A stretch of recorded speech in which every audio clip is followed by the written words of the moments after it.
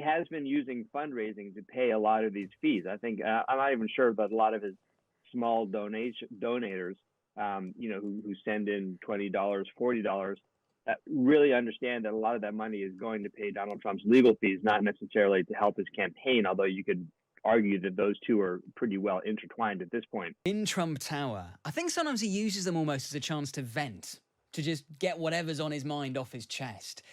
And look, it works for him. Some of his rallies over the years have been, hugely well attended, and his supporters love that. But it was a particularly remarkable one yesterday. Let's speak now to Lewis Lukens, a former Deputy Chief of Mission at the US Embassy in London. He joins us from San Francisco. Good afternoon, Lewis. Welcome to Times Radio. Hi, James. Great to be back. Has Donald Trump successfully managed already in the 48 hours or so since his conviction to turn it into a campaigning tool?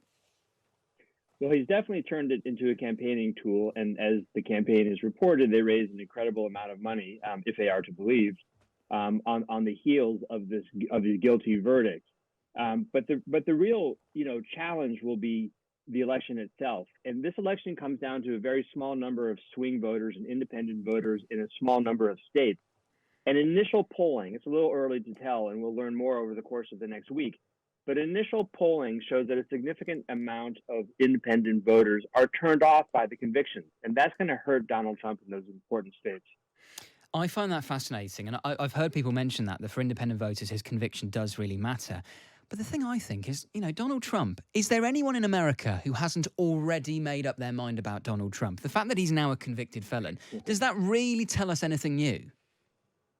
Well, no, not really, right? I mean, look, Americans know Joe Biden and they know Donald Trump. These two men have been part of our lives for many, many years now. So the fact is, it is incredible, but there are a small number of undecided voters. Hard to imagine who they are, but they are out there. They do exist, and they are still trying to make up their minds. And I think despite the fact that the Trump campaign is fundraising quite successfully off of these guilty verdicts, I don't think that the verdicts will help Donald Trump convince that small group of voters that he should be their candidate. And I think there's an initial poll this morning. It's still early, but the first poll to really come out after the verdict showed that 49% of independent voters said that Trump should end his campaign because of this conviction.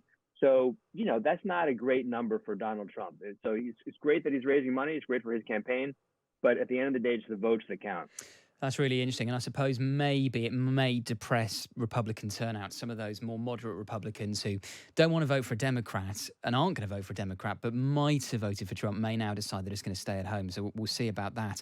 I wanted to ask you, Lewis, there is some reporting today that Donald Trump could now be stopped from entering certain countries because of his conviction. Apparently, he could be banned from up to 37 countries, including here in the UK, but also Israel and China and Japan and Canada.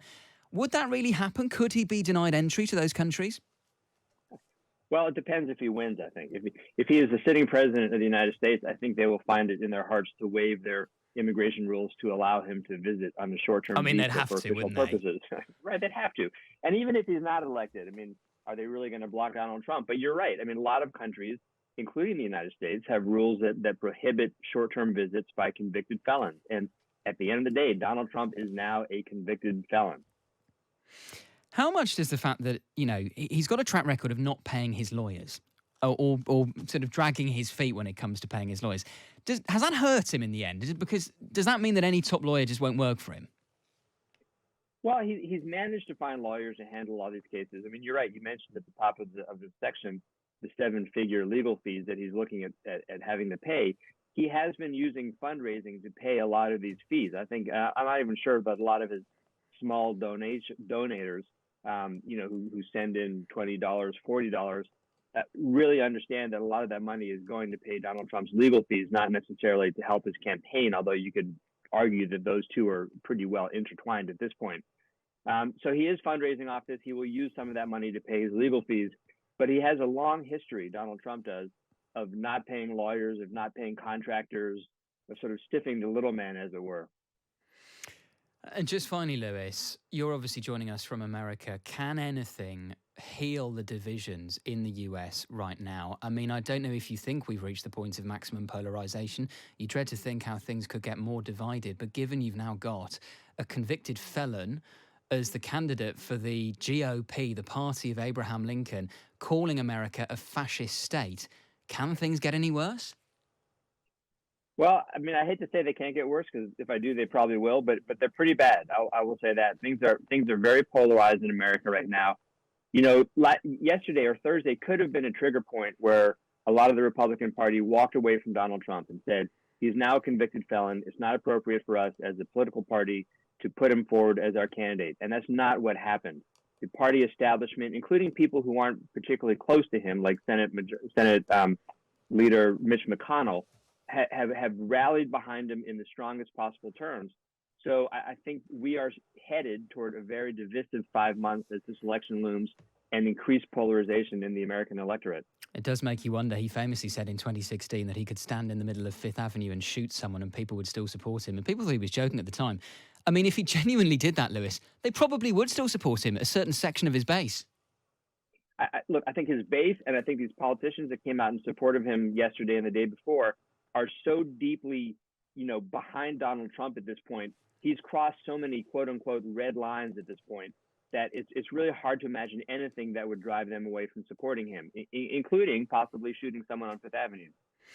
Lewis, really appreciate your time. Thank you so much. Lewis Lukens there, former Deputy Chief of Mission at the US Embassy in London, joining us from San Francisco. It was a rigged trial. We wanted a venue change where we could have a fair trial. We didn't get it. We wanted a judge change. We wanted a judge that wasn't conflicted. And obviously he didn't do that. Nobody's ever seen anything like it.